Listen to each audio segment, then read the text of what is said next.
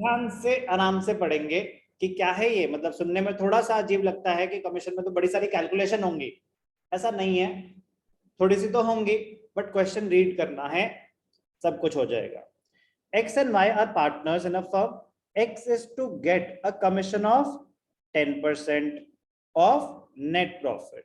अब net profit word आ गया, तो पहले तो ये देखना कि नेट प्रॉफिट या डिविजिबल प्रॉफिट। तो net profit 10% of net profit before charging commission. X को क्या मिल रहा है? 10% of net profit before charging commission. Y is to get a commission of 10% on net profit after charging all commissions. All commissions मतलब X की भी commission है, Y की भी कमीशन है। अब ध्यान से देखना आराम से। नेट प्रॉफिट है 55,000, तो सबसे पहले तो आप क्या करो, P&L अप्रोप्रिएशन में क्रेडिट साइड पे क्या लिख दोगे? By profit and loss account. कितना है? 55,000। ठीक, फिर वर्किंग नोट में पहले कैलकुलेशंस करते हैं। पहले वर्किंग नोट, आपके वर्किंग नोट आपको बचाएंगे, वर्किंग नोट अच्छे से होंगे, गलती के चांसेस कम। वर्किंग नोट्स तो ध्यान से देखना क्या करना है हमने, कैलकुलेशन ऑफ कमीशन। तो कैसे पता चलेगा कि कौन सा आसान है कौन सा मुश्किल है? X is entitled to 10% of net profit before commission, तो क्या हो जाएगा? नेट प्रॉफिट कितना है? 55,000 बिफोर कमीशन मतलब फ्लैट रेट, एक्स की कितनी थी? 10%, तो 55 का 10%, 5,500। क्लियर? कोई भी डाउट? अब ध्यान से देखना, मजेदार point. Y is entitled to 10% of net profit after all commissions, तो 10% of net profit after all commissions. अब 55 नेट प्रॉफिट था, एक्स की कमीशन का तो आपके पास अमाउंट है, तो वो तो आप माइनस कर सकते हो, बट क्या वाई की कमीशन का अमाउंट है? तो एक ऐसा अमाउंट माइनस करने के लिए बोल रहा है जो आपको पता ही नहीं है।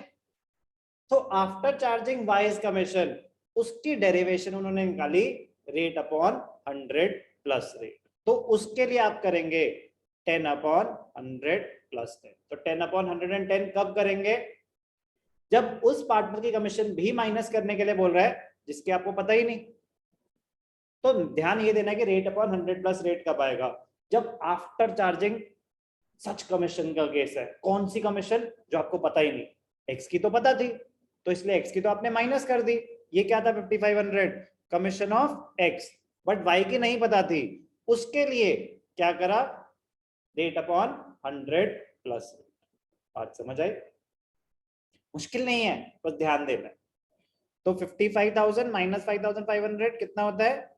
49,500 इंटू 10 अपॉन 110, 10 अपॉन 110, 11 4 जा 44, 55, तो क्या आ गया? 4,500। बात समझ आई? क्लियर? पक्का?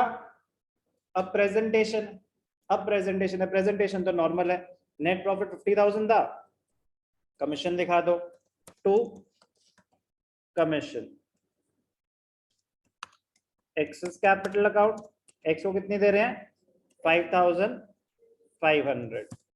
वाई इज कैपिटल अकाउंट, मजेदार तो ये थी, तो यहाँ पे आप लिख देंगे रेफर वर्किंग नोट। आप इसमें भी लिख सकते हैं, बट वो तो स्ट्रेट फॉरवर्ड, बट ठीक है, हमने कैलकुलेट तो करके दिखाया ही है। तो वर्किंग नोट कितनी आई इसकी? 4,500। तो कमीशन आ गई यहाँ पे, तो कमीशन तो हमने दिखा दी, बट अभी तो और प्रॉफिट हमारे पास पड़े हैं ना, तो वो प्रॉफिट पार्टनर्स में डिस्ट्रीब्यूट हो जाएंगे। क्या है प्रॉफिट शेयरिंग रेशियो? क्वेश्चन में गिवन है क्या? कुछ मेंशन नहीं है, तो profits will be distributed equally. तो 45,000 डिस्ट्रीब्यूट कर देंगे, क्या लिखेंगे यहाँ पे? 2 प्रॉफिट ट्रांसफर्ड टू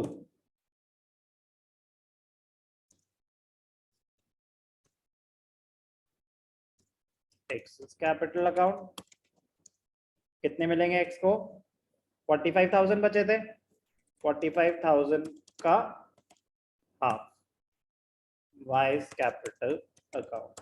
दिखाने की जरूरत भी नहीं है क्योंकि सेम ही आएगा. 22,500. 22,500.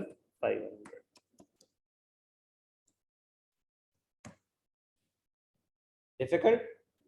नो. बट कॉन्सेंट्रेशन से नहीं करोगे तो गलत ही होगा. तो लैंग्वेज हमें बताएगी. लैंग्वेज बता रही है एक्स को क्या मिल रहा है? 10% of net profit before commission.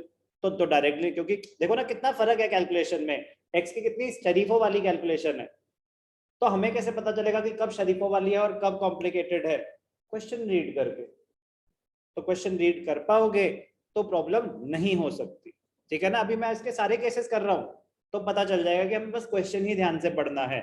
Limit तो कोई भी हो सकती है ना लेवल बढ़ाने की, बट ना तो कैलकुलेशन चेंज होगी ना प्रेजेंटेशन चेंज होगी, बट क्वेश्चन की वैल्यूज चेंज होती रहेंगी. उतना तो उनको हक है. तो ध्यान से देखेंगे.